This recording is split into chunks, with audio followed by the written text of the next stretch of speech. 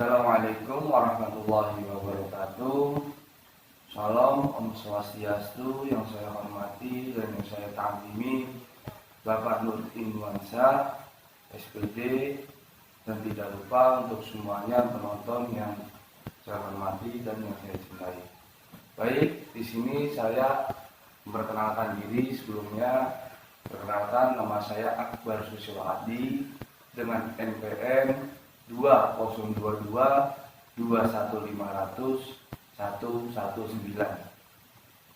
Saya di sini bertugas membuat yaitu membaca paragraf. Oke, kita langsung saja langsung ke materi yang pertama. Untuk materi pertama yaitu pengertian paragraf. Paragraf adalah satuan perkembangan terkecil dari suatu karangan. Paragraf mengandung suatu pikiran pokok. Inilah yang dikembangkan, dalam arti dijabarkan oleh kalimat yang membentuk paragraf itu. Di samping itu, pikiran pokok yang dimaksud juga berhubungan dengan pokok pikiran dalam paragraf-paragraf lainnya dari karangan bersangkutan. Berdasarkan kedua hal tersebut, inilah maka paragraf juga dikatakan sebagai satuan perkembangan. Materi kedua yaitu kalimat-kalimat yang membentuk suatu paragraf. Kalimat-kalimat yang membentuk suatu paragraf umumnya dapat dibagi dua jenis, yaitu yang pertama adalah kalimat topik dan yang kedua kalimat jabaran. Kalimat topik mengandung pikiran pokok paragraf, dan kalimat-kalimat jabaran mengandung isi yang merupakan jabaran pikiran pokok tersebut. Dengan demikian, dapat dipahami bahwa kalimat-kalimat jabaran selain berkaitan satu sama lain, juga berkaitan erat dengan kalimat topik. Nah, kaitan-kaitan itu adalah demikian kompak sehingga dalam paragraf bersangkutan terdapat koherensi, yang juga merupakan persyaratan dan pembentukan suatu paragraf di samping pikiran pokok dan pikiran jabaran sebagai dimaksud di atas. Oke, lanjut. Untuk materi yang ketiga yaitu menentukan pikiran pokok dan pikiran jabaran. Pikiran pokok paragraf biasanya terkandung dalam kalimat pertama atau kalimat terakhir. Jadi pikiran pokok itu biasanya terdapat di kalimat pertama atau kalimat terakhir ya. Menemukan pikiran pokok dan pikiran jabaran dalam membaca paragraf yang terutama harus ditemukan ialah pikiran pokok. Jadi jika ingin menentukan itu kita harus mencari atau menemukan pikiran pokok. Oke. Dalam pikiran pokok yang dimaksud adalah informasi bagus, kecuali jika secara khusus yang dicari adalah pikiran jabaran. Teknik membaca yang paling tepat dipergunakan untuk menemukan kalimat topik ialah baca layap-layap dan baca tatap. Dengan teknik ini, sebagaimana telah dijelaskan pada bab sebelumnya, tidak perlu seluruh kalimat dalam paragraf yang akan dibaca. Mata dan pikiran harus dengan cepat mencari kalimat topik dimaksud pada permulaan atau akhir kalimat.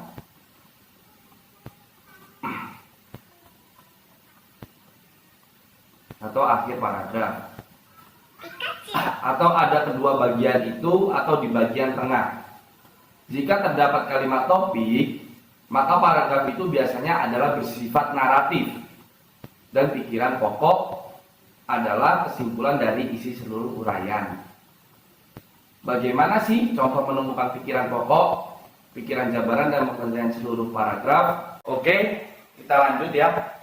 Pikiran jabaran dan pengertian seluruh paragraf. Gimana sih contohnya untuk menemukan pikiran pokok? Oke, untuk paragraf pertama, dua buah satuan waktu yang utama kita pakai sekarang ini ialah hari dan tahun. Kedua pengukuran waktu itu berasal dari ketentuan yang didasarkan pada gerakan yang dibuat oleh bumi. Cara bumi berputar dan pada sumbunya memberikan kepada kita hari-hari yang berdasarkan kedudukan matahari dipandang dari segi berpijak di bumi. Perjalanan yang ditempuh bumi berkeliling matahari memberikan kepada kita perhitungan tahun berdasarkan letak matahari dipandang dari arah bumi.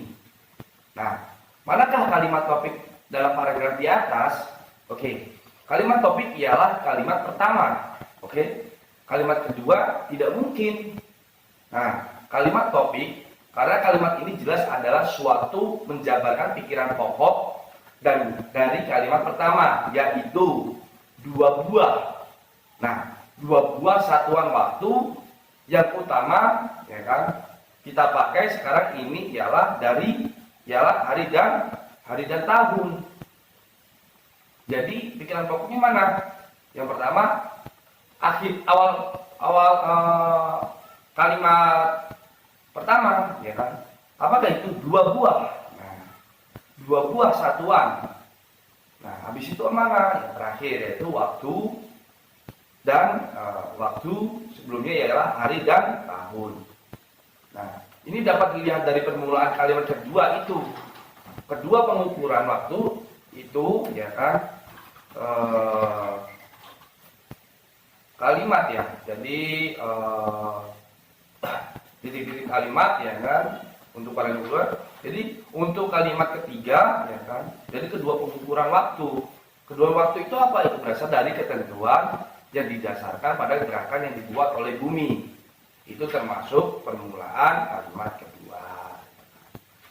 Jadi untuk kalimat ketiga juga bukan. Karena apa? Karena kalimat topik, karena ini juga menjabarkan pikiran pokok. Jadi kalimat ketiga itu juga menjabarkan pikiran pokok yang tadi. Sebagaimana dapat dilihat dari bagian kalimat yang ini, bentar ya. Memberikan kepada kita hari-hari. Nah, itu. Ketiga, memberikan pada kita hari-hari dan hari-hari yang berdasarkan kedudukan, ya kan? Hari-hari yang berdasarkan kedudukan. Akhirnya kalimat keempat, ya kan, juga bukan kalimat topik. Karena apa? Ya kan? Karena ini juga menjabarkan pikiran pokok dalam kalimat pertama tadi, sebagaimana dapat dilihat dari bagian kalimat memberikan kepada kita perhitungan tahun. Nah, memberikan jadi perjalanan yang ditempuh bumi berkeliling matahari memberikan kepada kita perhitungan tahun. Jadi itu kalimat yang menjabarkan, ya kan? Jadi, ya kan, perhitungan tahun berdasarkan letak matahari. Jadi jelaslah bahwa kalimat topik adalah kalimat pertama, sedangkan kalimat-kalimat yang lainnya adalah kalimat jabaran. Nah, pengertian keseluruhan paragraf ditemukan berdasarkan hubungan antara kalimat topik dan kalimat jabaran, serta hubungan antara kalimat-kalimat jabaran. Oke, baik. Untuk paragraf kedua, yaitu ini sebagai paragraf kedua ya. Penelitian Sarlito dan kawan-kawan menyimpulkan bahwa 25% mahasiswa tidak mempunyai tokoh ideal atau tokoh yang dikagumi. Namun, di antara tokoh yang dikagumi itu hanya sedikit sekali tokoh nasional yang masih hidup. Jadi, tokoh yang dikagumi itu hanya sedikit sekali tokoh nasional yang masih hidup. Kebanyakan adalah tokoh luar negeri dan tokoh sejarah. Mungkin ini merupakan indikasi akan kurangnya tokoh nasional yang mempunyai wibawa terhadap mahasiswa. Kalau hal ini benar, maka berarti generasi muda mahasiswa akan berkembang ke arah yang tidak menentu karena tidak ada tokoh identifikasi rasional yang bisa membimbing para perkembangan tersebut. Nah, dalam paragraf itu atau dalam paragraf tersebut kelihatan bahwa kalimat topik bukan kalimat pertama, melainkan kalimat terakhir. Ya. Coba kita lihat ya nanti. Kenapa? Paragraf itu mulai dengan jabaran data-data. Mana sih data-data? Yaitu menyimpulkan bahwa 25% itu data-data tentang mahasiswa ideal, sebagaimana dapat dilihat dari ya, menyimpulkan bahwa 25% mahasiswa tidak mempunyai tokoh ideal atau tokoh yang dikagumi. sedangkan 75% ya kan, itu data-data. Nah, pada kalimat berikutnya ya kan, konsep tokoh. Mana sih konsep tokoh ya kan? Tokoh nasional ya kan. Jadi sama aja ya, sedikit tuh. Di antara tokoh tersebut dikagumi itu hanya sedikit ya kan. Nasional. Nah, untuk seterusnya pada kalimat berikutnya, kalimat jabaran masih terus sebagaimana terlihat pada kebanyakan. Nih kita lihat yaitu kebanyakan adalah tokoh luar negeri. Ya. Nah, dan tokoh sejarah. Gitu. Dia menjabarkan gitu. Bahwasanya yang disenangkan oleh mahasiswa yaitu ya kan, dijabarkan. Nah, untuk kalimat berikutnya masih merupakan penjelasan tentang sudah mulai bernada kesimpulan sebagai dapat dilihat ya kan. Maksudnya bernada gimana ya kan? Coba kita lihat di teks, mungkin ini merupakan indikasi.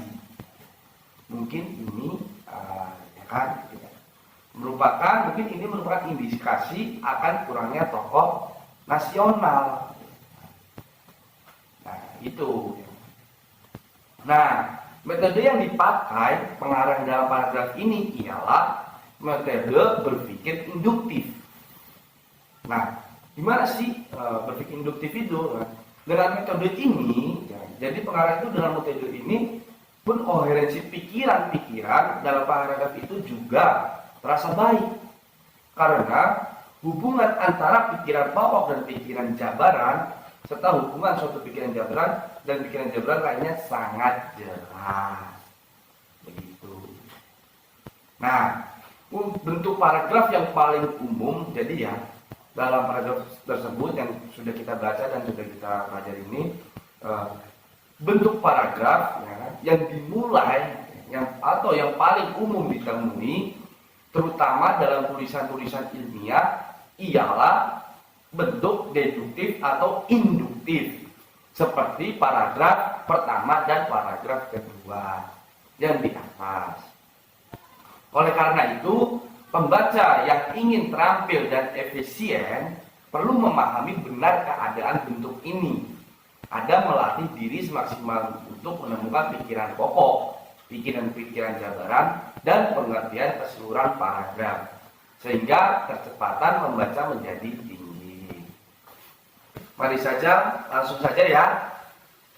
Mungkin materi saya sampai di situ. Untuk kesimpulan yaitu paragraf adalah seperangkat atau sekelompok kalimat-kalimat yang tersusun dari satu kalimat pokok dan beberapa kalimat penjelas. Yang dimaksud kalimat pokok adalah suatu kalimat yang berisikan masalah atau kesimpulan dari paragraf itu sendiri. Nah, dari kalimat penjelas merupakan suatu kalimat yang berisikan penjelasan masalah yang terdapat di kalimat pokok. Baik, thanks for your time. Terima kasih. Sekian dari saya. Wassalamualaikum warahmatullahi wabarakatuh.